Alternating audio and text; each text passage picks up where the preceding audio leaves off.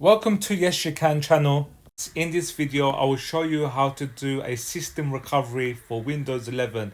Basically, factory reset your operating system to how it was brand new.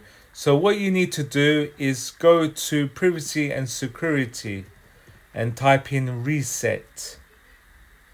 So reset this PC, you click on that.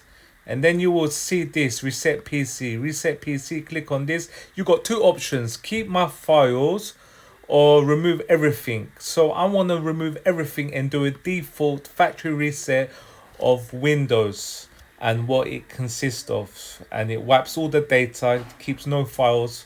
So you go to next, make sure the AC is plugged in, switched on, otherwise it's not going to go to the next step. So you click on next, and then it's preparing to reset. So this method also works for Windows 10 or 11. Either operating system is compatible with.